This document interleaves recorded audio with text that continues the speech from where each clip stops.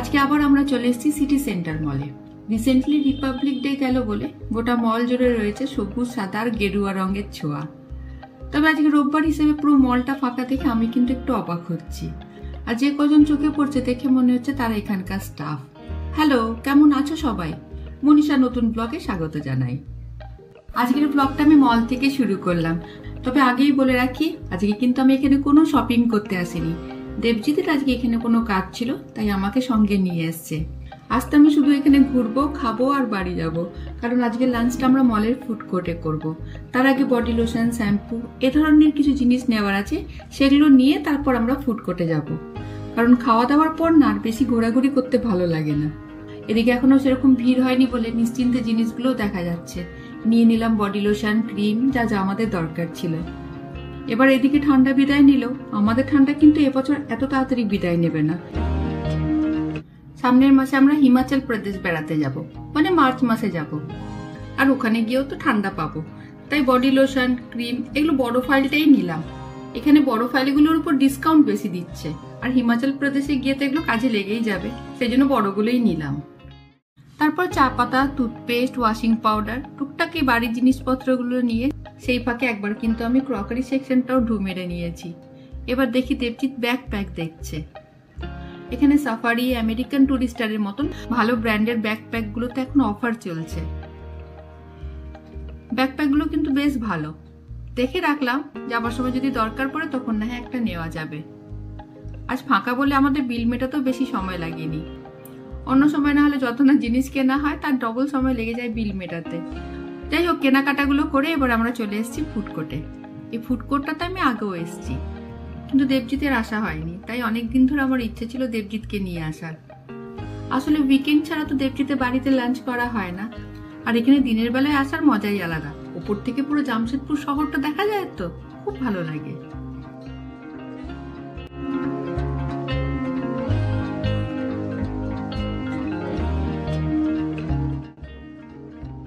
এই food কোর্টটার best part হলো জামশেদপুরে যত ভালো ভালো রেস্টুরেন্টের স্টল এখানে আছে, তাই এখানে বসে নিজের পছন্দের জায়গার খাবারগুলো খাওয়া যায়। আর যতক্ষণ ইচ্ছা এখানে বসে সময় কাটানো যায়। রেস্টুরেন্টের মতো খাওয়া দাওয়া সেরেই উঠে যেতে হবে না। তাই তো বন্ধুদের সাথে এখানে এলে খাওয়া দাওয়ার পরও ঘন্টার পর ঘন্টা এখানে বসে আমরা আড্ডা মারি। কারণ বন্ধুদের সঙ্গে দেখা হলে খাওয়া দাওয়াটা তো আমাদের একটা বাহানা, আড্ডাটাই তো আসল জিনিস।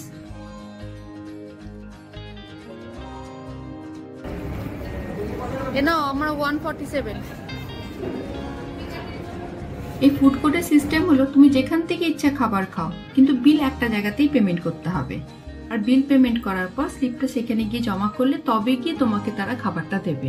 এই যে আমি এখানে দিয়ে দিলাম, এরপর আমার খাবারটা রেডি হয়ে গেলে ওরা আমাকে কল করবে। কি নিলে তুমি? মশলা ধোসা। মশলা ধোসাটাই আমার ভালো লাগলো, মানে ভালোও লাগে। আরো অনেক অপশন আছে, অনেক কিছু আছে। হ্যাঁ, যেমন ছোলে ভাটুরে আছে। আমি তো নিয়েছি chicken momo, steam chicken momo, simple. আমি নিয়েছি একটা চিকেন স্টিম মোমো। আর তুমি তো বলে ধোসা নিয়েছো। কদিন পরে বাইরে যাবো, বাবা পেট ঠিক থাকতে হবে, সেই জন্য স্টিম খাবার খাওয়াই ভালো। আর একবার দেখো এখান থেকে ভিউটা। এখানে বসার একটাই অ্যাডভান্টেজ, এখান থেকে পুরো বাইরেটা দেখা যায়, সুন্দর জামশেদপুর দেখা যায়। বাইরের ভিউ এনজয় করতে করতে গরম গরম খাবার খাও। যখন আমরা আমাদের বন্ধুদের সাথে এসেছিলাম তখন অনেক রকমের স্টার্টার আর খাবার নিয়েছিলাম। অনেকজন মিলে, বন্ধুরা থাকলে যা হয় বেশ মিলে মিশে খাওয়া হয়, আর দুজন থাকলে তো বেশি খাওয়াও যায় না, তাই দুটো আইটেমই নিয়েছি। আজকাল এনভায়রনমেন্ট পলিসি এরকম না যে তোমার যে কোনো প্রোডাক্ট যারা তৈরি করছে ম্যানুফ্যাকচারার, তাদের প্যাকেজটা, প্যাকেজিং যে মেটেরিয়ালে করছে বা যে প্যাকেটে বা যে কন্টেনারে, সেটাকে তুমি কিভাবে ডিসপোজ করবে, মানে এনভায়রনমেন্টকে এফেক্ট না করে, সেটা একটা পলিসি তোমাকে ডিক্লেয়ার করতে হবে। যেমন এখানে লেখা আছে, দেখো 80% রিসাইকেল অ্যালুমিনিয়াম লেখা আছে না? হ্যাঁ, এরকম প্রত্যেকটা এই জিনিসটা।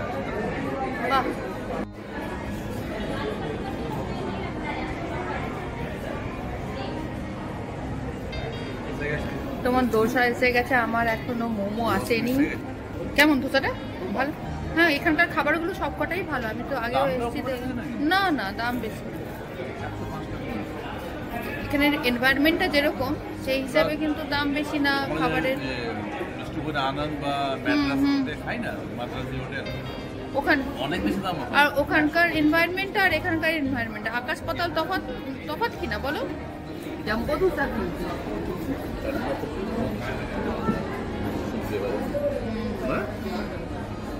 খুব ভালো। আমার যতক্ষণ আসতে ততক্ষণ দিল্লিতে থেকে একটু ভাগ বসে।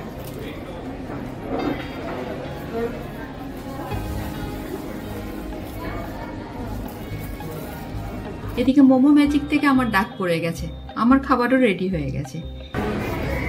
Thank you. এখানকার মোমো আমার খুব ভালো লাগে, তাই যতবার আসি আমি এখান থেকে মোমো খাই।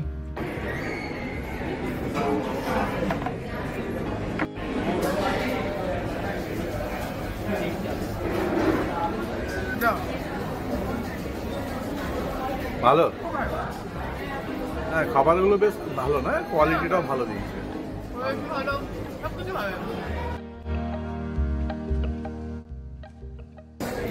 প্রত্যেকটা সানডে এরকম কাটলে কিরকম হয়? হ্যাঁ, বাড়িতে রান্না বান্না করতে হচ্ছে না, কিছু না। হ্যাঁ অবশ্যই মনের মতো খাবার পেয়ে যাচ্ছি হাতের কাছে। প্রত্যেকটা সানডে এরকম কাটলে দারুণ হবে।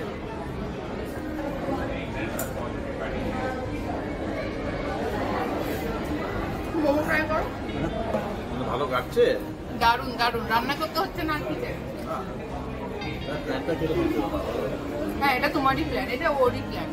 ওই আজকে প্ল্যানটা করেছে। না আমাদের পেমন এমনিতে আসারই ছিল, আসার ছিল আজকে আমাদের জিনিস নিতে আসার ছিল, তো ভাবলাম খাওয়া দাওয়াটা এখান থেকে সেরে যাই, ব্যাস। আর কি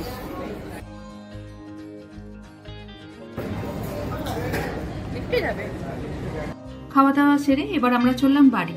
বাড়ি গিয়ে আবার তোমাদের সাথে দেখা হচ্ছে, কারণ আজকে তো আমি কর্তা মশাইয়ের সাথে এখানে এসেছি, বন্ধুদের সাথে তো আসেনি, তাই খেয়ে দিয়ে আর আড্ডাটা মারা হলো না। চলো আবার আমাদের বাড়িতে গিয়ে দেখা হবে। বাড়ি ফেরার সময় সজনে ফুল পেয়েছি, কিনে নিয়ে এসেছি। আগে যদি পেতাম তাহলে আজ লাঞ্চটা আমরা সজনে ফুলের তরকারি দিয়ে করতাম, তাই না বলো? কোনো ব্যাপার না, ডিনারটা আমরা সজনে ফুলের তরকারি দিয়ে করব। তাই দেবজি সজনে ফুল বেছে দিচ্ছে আর এদিকে ম্যাচ দেখছে। হয়ে যাবে তো আজকে বাছা?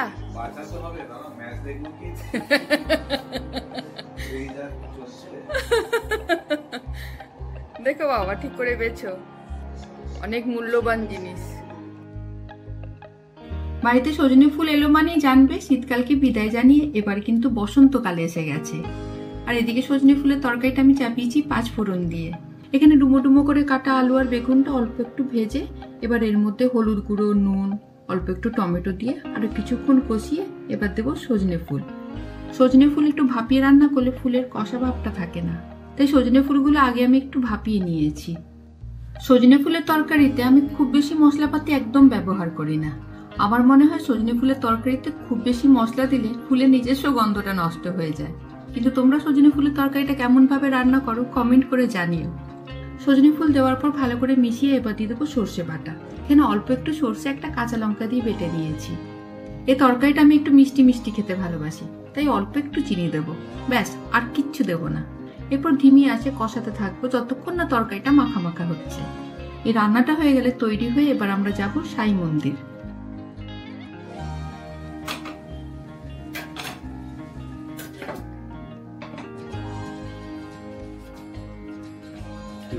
সজনে ফুলের তরকারিটা হচ্ছে, তরকারিটা হয়ে গেলে তৈরি হয়ে যাব সাই টেম্পল। তুমি তৈরি হয়ে নাও ততক্ষণ তরকারিটা হচ্ছে, ঠিক আছে? হয়ে নাও, আমার হয়ে যাবে, এক্ষুনি হয়ে গেছে, হয়ে গিয়েছে। এদিকে আমরা বেরিয়ে পড়েছি সাই মন্দিরের উদ্দেশ্যে। আমার বাড়ি থেকে সাই মন্দির 5 মিনিটের রাস্তা, তাই আমরা পৌঁছেও গেছি। এই যে সামনে মন্দিরটা দেখা যাচ্ছে, এখন আমরা সেখানেই যাচ্ছি। চলো ভেতরে যাই। আর যাবার পথে এই মন্দিরটি তৈরির পিছনে কারণটা বলি। সাদা মার্বেল পাথরের এই মন্দিরটি তৈরি করতে তখনকার সময় প্রায় 3 কোটি টাকা খরচ করা হয়েছিল।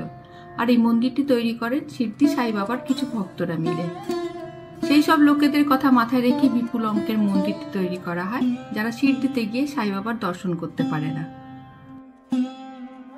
যেমন জাগ্রত এই সাই বাবার মন্দির, সেরকম সুন্দর কিন্তু এই মন্দিরের আর্কিটেকচার। দেখে মনে হবে তুমি বিদেশে আছো।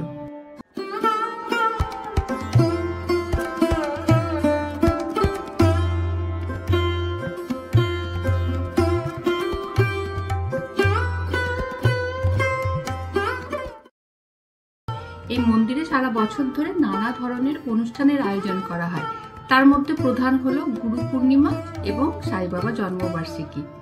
আর সেই সময় অনেক দূর দূর থেকে সাই বাবার ভক্তরা এখানে আসেন। এদিকটায় পুজোর জিনিসপত্র পাওয়া যাচ্ছে, তার সাথে সাই বাবার বই, সাই বাবার ফটো এইসব এখানে পাওয়া যায়। আর এই মন্দিরের ভেতরটা এত সুন্দর করে ফুল দিয়ে সাজানো, সে কথা আমি আর তোমাদেরকে কি বলবো, তোমরা নিজেরাই দেখে নাও। আমি বরং ততক্ষণ প্রণাম করে আসি।